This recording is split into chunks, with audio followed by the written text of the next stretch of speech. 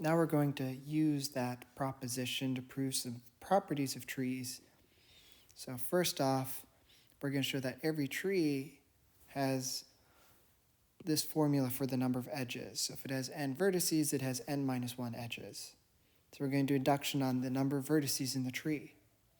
So in the base case, your tree has only one vertex. Well, then it's an isolated vertex and you have no edges. Now for the inductive step, for some integer k greater than 1, we're going to assume that for every tree that has fewer than k vertices, it has t minus 1 edges. Now suppose we have a tree that has k vertices, and since k is going to be greater than what? We know k is at least 2, so we know that t has a leaf L, and that t minus L is a tree. Thus we can apply induction, because t minus L has fewer vertices than t, and get that the number of edges of t minus L is the size of t minus L minus 1, and thus the size of t minus 2. But since L is a leaf, there's only one edge incident to L, and so the edges of t consist of the edges of t minus L union this new edge. So the number of edges of t is the number of edges of t minus L plus 1. And then plugging in the formula we had before, we actually get that the number of edges of t is the number of vertices of t minus 1. As a corollary of that fact, you can prove that the sum of the degrees, or the total degree of a tree, is twice the number of vertices minus 2. And that's just pretty simple, because the sum of the degrees of a graph is always twice the number of edges. And then we just apply the previous formula. Right. Next, we show that in a tree T, given any two vertices, there's a unique path between them. So the proof goes as follows. Given two vertices, we know there has to at least be one path between them, since the tree is a connected graph. So the goal is to show that if you have two paths between two vertices, then there's a cycle in the graph. So suppose there existed another xy path called Q. So I'm going to label the vertices on P, V0 through Vk, and the vertices on Q, W0 through Wm. And we're assuming P is not equal to Q. So the point is that for the first so many vertices, these two paths are going to agree, because they at least agree on the first vertex. And so we're going to let I be the smallest integer where they disagree. So there's some point where the paths have to separate.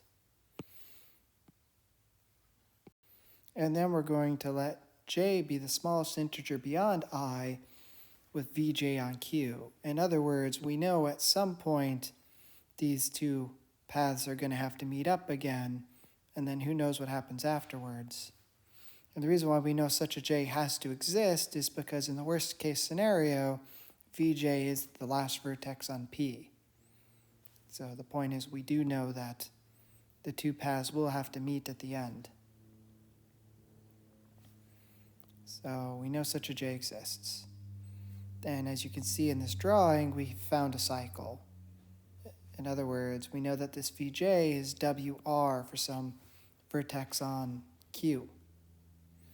So then if we start at vi, go to vi plus 1, up to vj, we've gone in the lower half of the cycle, but vj is connected to wr minus 1, and so then we can go to wr minus 2, so on and so forth, down to wi, which was vi itself. So this is tracing out this cycle.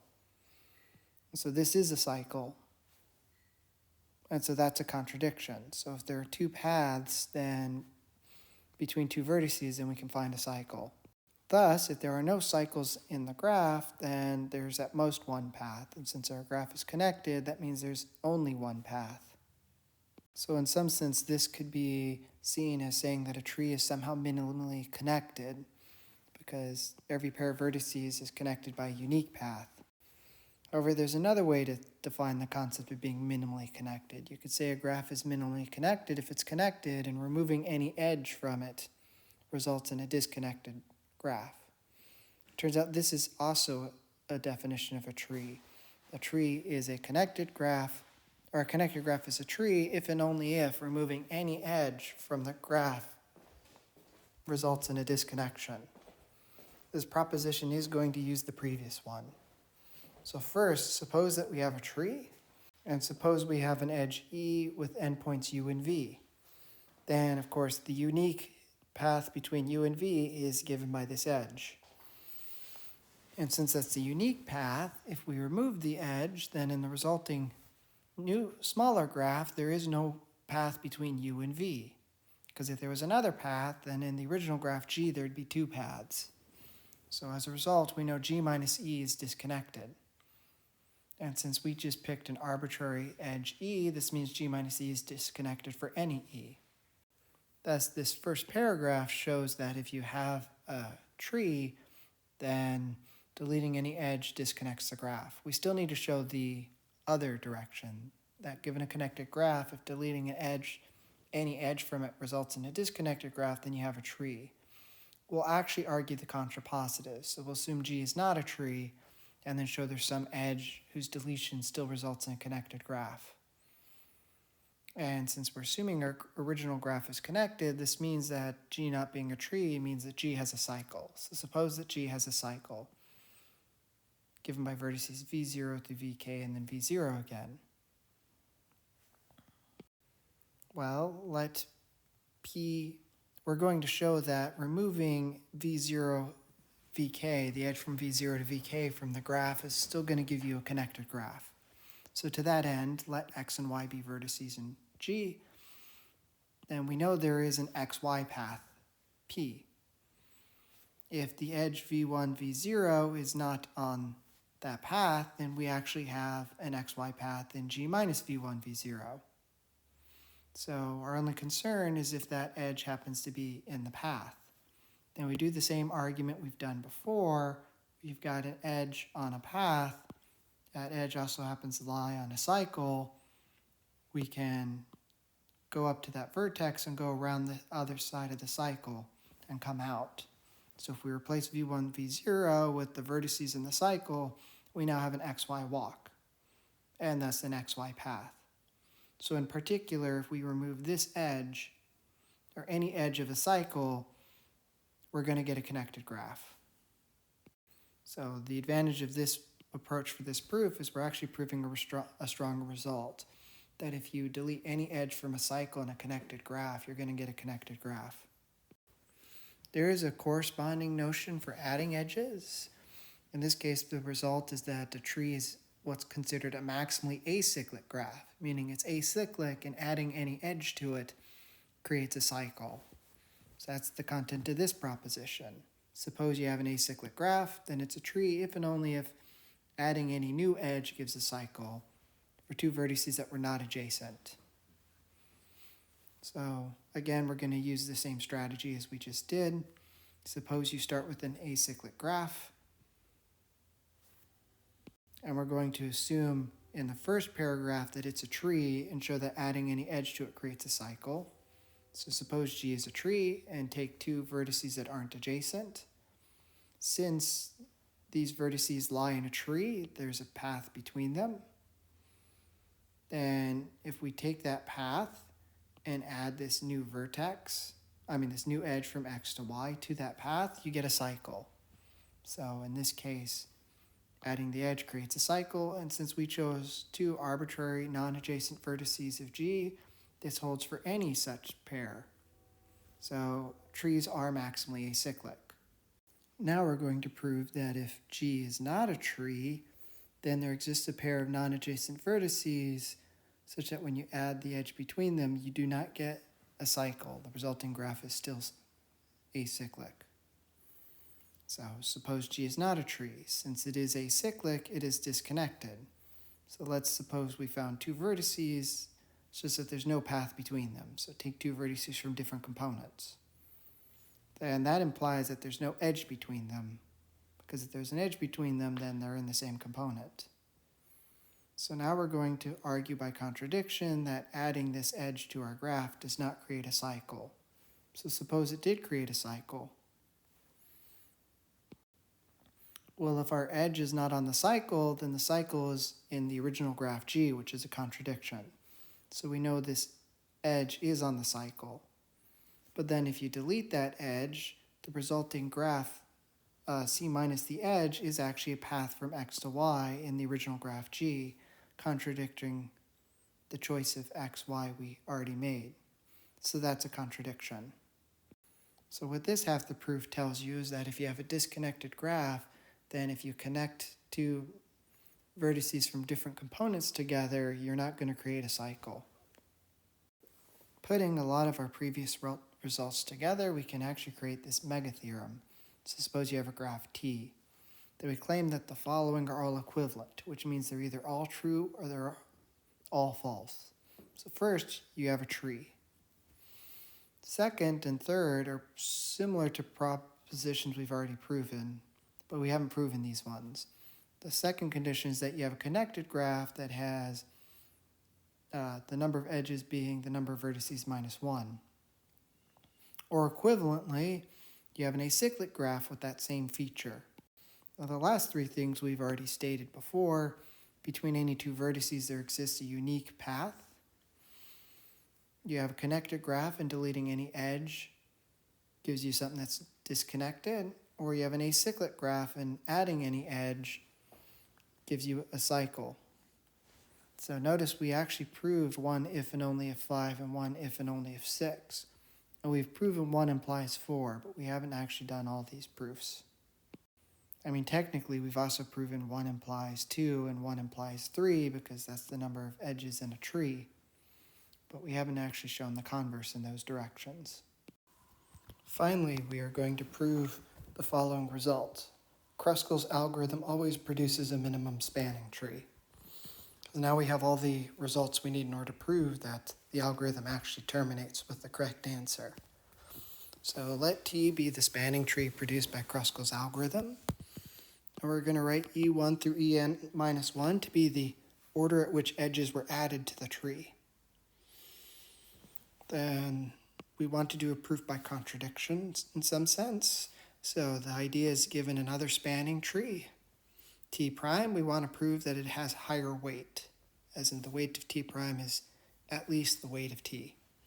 So we're going to prove this result by induction on the number of edges in T prime that are not in T.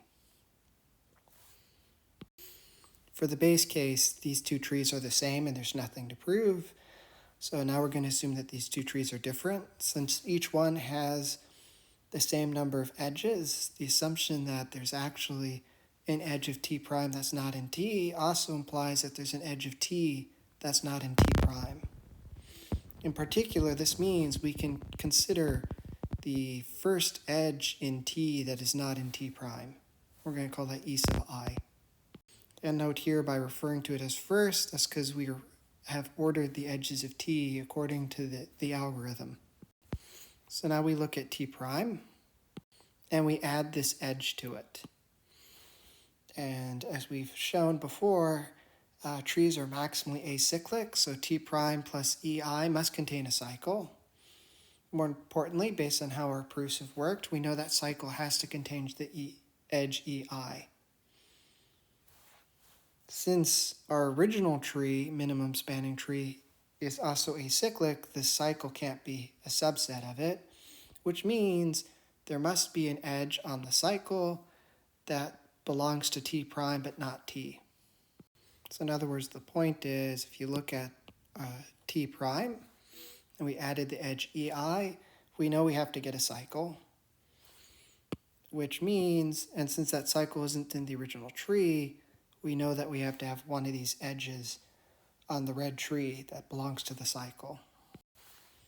So to finish off the proof, we're going to create a new tree by taking T prime, removing that edge E prime from that cycle, and adding the edge EI. So since this is always sometimes hard to follow, I draw the picture. Here's T double prime. I took T prime, and I removed that marked edge from the cycle that belonged to T prime, and I've added in the blue edge that was originally in T. As you can see, T double prime is in fact a tree. I kind of skipped that proof here, and as did the textbook, but the reason for that is actually quite simple. If there was a cycle in t double prime and it didn't involve the blue edge, then that cycle was already in t prime, so that's a contradiction. And if that cycle did contain the blue edge, then t prime plus the edge contained two different cycles, not just one, which is also a contradiction, because then t prime isn't maximally acyclic. So that at least tells us t double prime is acyclic. So then you have to prove that it's connected, which is a similar argument. If you've removed e prime, you've separated t prime into two components, and the blue edge is now connected those two components, so the graph is connected again. Okay, so we see t double prime is a tree. The other thing we have to claim is that the weight of t double prime is less than the weight of t prime. Since t double prime has more edges in common with t, by induction, we can conclude that the weight of t double prime is larger than the weight of t, and so then by transitivity of inequality, this tells us that our spanning tree really was minimum weight. So what I need to explain is why this inequality here is true. So it's clear what the difference is between these two weights. Namely, if we take the difference between the weight of t prime minus the weight of t double prime, then since they mostly have edges in common, the only difference is the weight of e prime for t prime versus the weight of ei for t double prime. So the difference between these two sums is just the difference between the weights of these two edges. And then you go back and you look at the algorithm, and then you realize that if the weight of e prime was less than the weight of ei, then at the ith step of the algorithm, Kruskal's algorithm would have taken e prime. So either e prime has larger weight, in which case this number is greater than or equal to 0, which then implies the inequality we're trying to claim, or adding e prime at that step would have created a cycle. So one possible gap could be some sort of situation like this, where adding e prime at the ith step would have created a cycle. But then the point there is that because that cycle is not in t double prime to begin with, you know t double prime must be missing one of these edges. And notice that this edge, whatever it is, would be j less than I, which contradicts our choice of ei. We chose ei to be the first edge in t that is not in t prime. And so if adding e prime would have created a cycle, then we made our choice incorrectly. And so thus, we know that Kruskal's algorithm must return a minimum spanning tree.